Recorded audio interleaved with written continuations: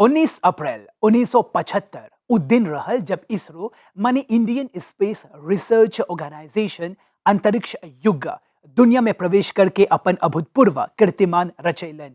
उही दिन भारतीय वैज्ञानिक के बगल से भारत के पहला सैटेलाइट आर्यभट्ट के अंतरिक्ष में छोड़ल गए रहल। सब कोई के नमस्ते और प्रणाम। ज्ञान विज्ञान कार्यक्रम में आप सब लोगन के शानदार स्वागत बाती। अगारी के कार्यक्रम में आर्यभट्ट से जुड़ल जस्ती जानकारी देवल गए रहल कि कैसे उ शून्य माने कि जीरो के आविष्कार करलन। उनकर नाम पर भारत पहला हला एगो उपग्रह माने कि सैटेलाइट के प्रक्षेपण करलन। हाई उपग्रह के प्रक्षेपण कैसे होल, कहे ओकर नाम आर्यभट्ट रखल गल बाते। आज हमनी बात करब जा आर्यभट्ट सैटेलाइट के बारे में। बंगलुरु के पिनिया में आर्यभट्ट सैटेलाइट बनावे के काम करल गए रहल। बकेर एकर प्रक्षेपण माने कि प्रोजेक्शन सोवियत यूनियन के मदद से कॉस्मोस फ्री एच से करल गए रहल। सन 1972 में इसरो के वैज्ञानिक राव और सोवियत संघ रूस के मिलल जुलल सहयोग से एगो एग्रीमेंट पर हस्ताक्षर करल गए रहल। खगोल विज्ञान, अंतरिक्ष विज्ञान, एक्सरे और सोलर फिजिक्स में जस्ती से जस्ती जानकारी हासिल करे खातिर इस्तेमाल करल गए रहल। इस सैटेलाइट के वजन खाली 360 किलोग्राम के रहल। इसरो के बगल से लॉन्च करल गल पहल का सैटेलाइट रहल, जहां पर इसरो अंतरिक्ष में संचालन करे के अनुभव भी प्राप्त करलन। अंतरिक्ष जे कितना राज्य के समेट लेले बा, एकर रहस्य जाने खातिर भारत नियन ऐसन कई गो देश बाते जे समय समय पर अपन सैटेलाइट अंतरिक्ष में एकर प्रोजेक्शन माने कि प्रक्षेपण करेलन जा। ऐसन दिन में 19 अप्रैल 1975 में भारत के बगल से अपन पहला सैटेलाइट के प्रक्षेपण करल गए रहल। इस सैटेलाइट के नाम रहल आर्यभट्ट। आर्यभट्ट प्राचीन भारत के पुरनका मैथमेटिशियन और खगोल शास्त्री रहलन। इस सैटेलाइट रूस के कपुस्टिन यार इलाके से 19 अप्रैल सन 1975 में लॉन्च करल गए रहल। कहे कि उ बखत भारत के पास एगो सैटेलाइट लॉन्च करे के एगो निमन आर उपयुक्त जगह नहीं रहल। हाई मिशन खाली 4 गो दिन में चलावल गए रहल, जे भारत के सबसे कमती समय होला सैटेलाइट मिशन रहल। 360 किलोग्राम के वजन होला आर्यभट्ट सैटेलाइट के कुस्मोफ्रियम में एगो ऐसन ऑर्बिट में लॉन्च करल गए रहल, जेमे ई धरती से 568 किलोमीटर दूर आर जस्ती से जस्ती 611 किलोमीटर दूर के सकी होल।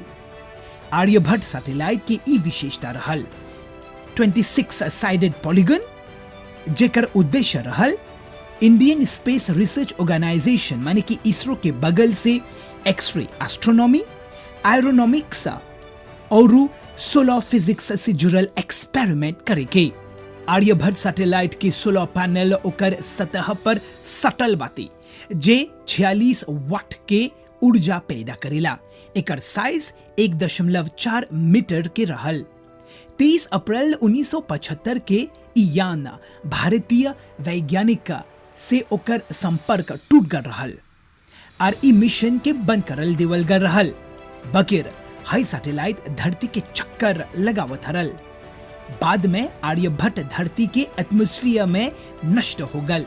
भले ही हाई मिशन 4 दिन के चलावल गए रहल, दोनों पर भारत में ई भावी उपग्रह बनावे के एगो प्रेरणा स्रोत रहल।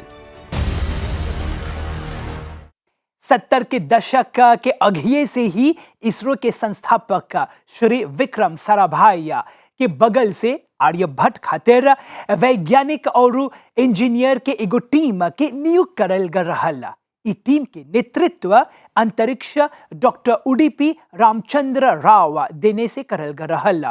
बंगलुरु में उपग्रह असेंबल करे के ई प्रोग्राम उनकर मार्गदर्शन में करल गए रहल। भारत के सबसे पहला सैटेलाइट के नाम के लेके भी एगो कहानी बाती। जी हाँ, जब ई पहल का सैटेलाइट के कोनो नाम निर्धारित नहीं हो रहल, त उ बखत वैज्ञानिक के ई टीम तत्कालीन प्रधानमंत्री श्रीमती इंदिरा गांधी के लगे गल रहलन जा और उनकर से एगो नाम देवे के मांग करलन। तब्बे उ आर्यभट्ट के नाम दिलन। जैसे कि आप जाने सा कि 5वीं सदी में आर्यभट्ट एगो महान मैथमेटिशियन माने कि गणितज्ञ रहलन और खगोल विज्ञानी माने एस्ट्रोनॉमर रहलन। एकर संगे संगे उ ध्वन्यात्मक संख्या संकेतन प्रणाली माने कि फोनेटिक नंबर नोटेशन सिस्टम विकसित करे के उ बहुते प्रसिद्ध रहलन। तकनीकी विकास ये आधुनिक युग के बड़का मांग है। इसे न खाली देश के विकास होवेला बकिर हमनी के आधारभूत जरूरत में से कम्युनिकेशन करे के भी अहम बातें। यही सोच से 1975 में भारत एगो कदम उठैलन और उ अपन पहला अंतरिक्ष के लॉन्चिंग करलन। एकर बाद भारत के अंतरिक्ष के सफर शुरू होल जे आज चांद और मंगल ले चल गल बाती। देश के ई सफर में ढेर गो मुश्किल भी आल बा बकिर गते गते समय के चलत भारत ई क्षेत्र में ढेर गो उपलब्धि हासिल करलन। आज भारत उ देश में शामिल हो गल बाते जे अपन रॉकेट के मदद से पृथ्वी के कक्षा में अपन उपग्रह के स्थापित कर लेली बाते। भारत के सबसे सस्ता बकिर सफल मिशन मंगलयान की सफलता के बाद भारत देश किफायती अंतरिक्ष अभियान देश बन के उभर के सामने आल गल बाती। ये कारण रहल जहां पर कई गो देश अपन रॉकेट छोड़े के भारत के मदद लेलन। इस सब तो उपलब्धि बातें बकिर एकर पहले आर्यभट्ट उपग्रह भारत के सबसे पहला सैटेलाइट रहल। आर्यभट्ट बनावे के काम शुरू होल विक्रम साराभाई से जे भारतीय स्पेस प्रोग्राम के जनक मानल जाला। उ अपन एगो सहयोगी U.R. राव के एगो स्वदेशी उपग्रह बनावे के जिम्मा सौंप लेले रहलन। उपग्रह बनावे के ई वजह रहल कि U.R. राव उ व्यक्ति रहलन जे अगारीवे से नासा के दूगो उपग्रह प्रोग्राम में शामिल हो रहल। एकर बाद भारतीय अंतरिक्ष अनुसंधान संगठन माने कि इसरो राव के लीडरशिप में उपग्रह की तैयार करलन जे 360 किलोग्राम वजन के रहल। एकरा बेंगलोर शहर में तैयार करल गल रहल। एक्सरे खगोल विज्ञान माने एस्ट्रोनॉमी, सूर्य के किरण, न्यूटन के मेजर करे के और धरती आयन मंडल में रिसर्च करे खातिर इस सैटेलाइट के बनावल गल रहल। जब उपग्रह तैयार हो गल रहल तो उ बखत के तत्कालीन प्रधानमंत्री श्रीमती इंदिरा गांधी के सामने 3 गो प्रस्ताव रखल गल रहल। उ 3 नाम रहल मैत्री माने की मित्रता, फ्रेंडशिप, जवाहर जे इंदिरा गांधी के पिताजी जवाहरलाल नेहरू रहलन ओकर नाम, और तीसर का आर्यभट्ट जे भारत के महान खगोल शास्त्री और मैथमेटिशियन रहलन। बकिर श्रीमती इंदिरा गांधी अंततः दूगो नाम के अस्वीकार करके ई उपग्रह के नाम आर्यभट्ट दिलन।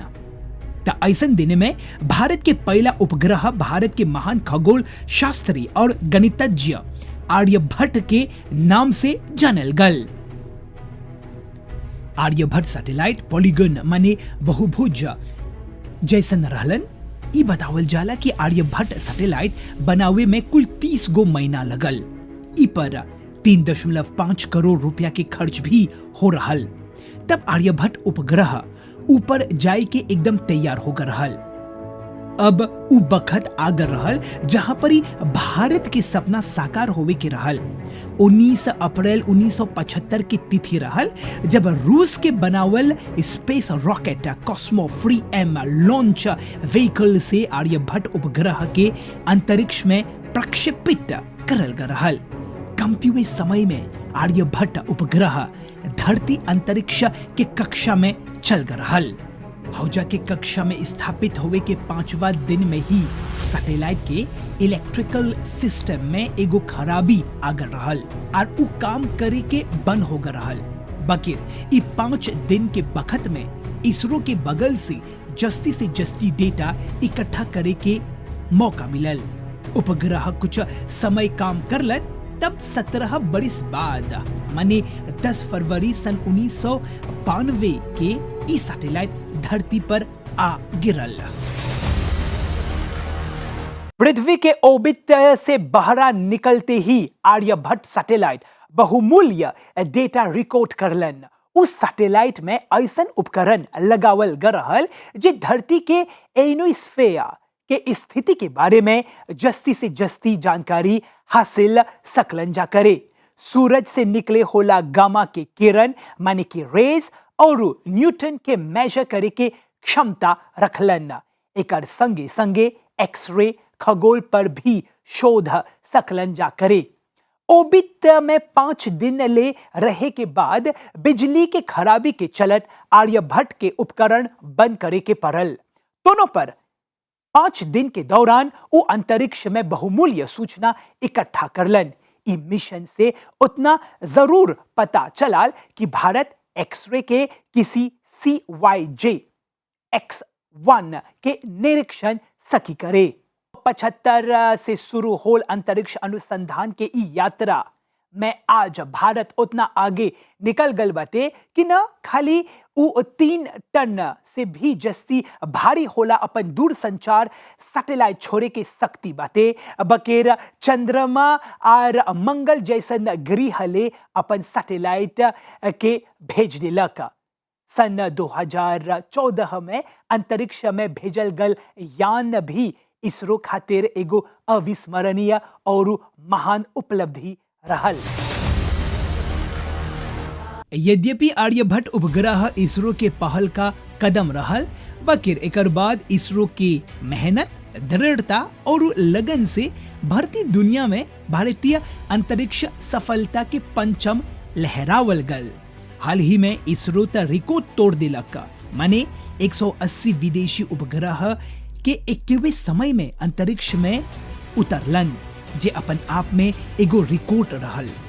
जब भी हमनी चंद्रयान या फिर मंगलयान जैसन मिशन के बारे में सुनीला जा त भारतीय लोगन के मन ठेकवानियन फूल जाला और गर्व महसूस होवेला। जो यात्रा आर्यभट्ट उपग्रह से शुरू हो रहल ता आज चंद्रयान ले पहुंच गल बाती, जहां चंद्रयान भारत के पहला मोम मिशन रहल। वही मार्स ऑर्बिटर मिशन माने मोम देश के पहल का मंगल ग्रहण मिशन रहल। सबसे गर्व के बात त ई रहल कि जोन मंगल ग्रह में कोनो भी देश के यान हौजा नहीं पहुंचल, उ ग्रह पर भारत के वैज्ञानिक लोगन पहला हला में ही मंगल ग्रह पर यान उतारे में सफलता हासिल करलन जा। एकर अलावा खास बात त ई रहल कि ई मिशन के बजट बहुत ही कमती रहल।